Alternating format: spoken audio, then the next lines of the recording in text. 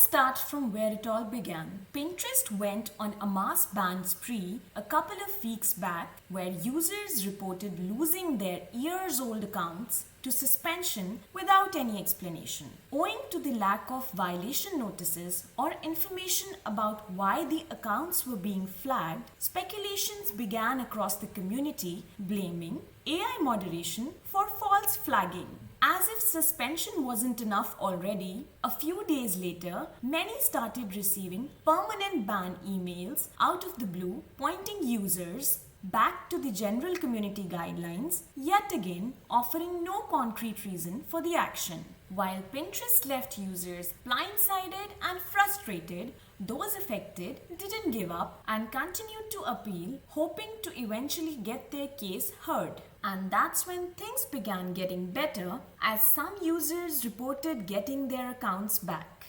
Yes, you heard it. Users got their accounts restored. Any guesses what came next in the sequence of events? Well, creating a backup was the wise step that many took right after account restoration. That's how it went so far. Cut to now, Pinterest has finally given an official word on the ban wave fiasco. They've confirmed they recently took action on violations of content policies, but an internal error led to over-enforcement and some accounts were mistakenly deactivated. Apologizing to users, they mentioned that many impacted accounts have already been reinstated. As for the future promises, they aim to improve the process and respond faster when mistakes happen. While the acknowledgement came better late than never, it's not clear whether human staff or an automated system had tripped the alarm. In its apology, the company thanked users for their patience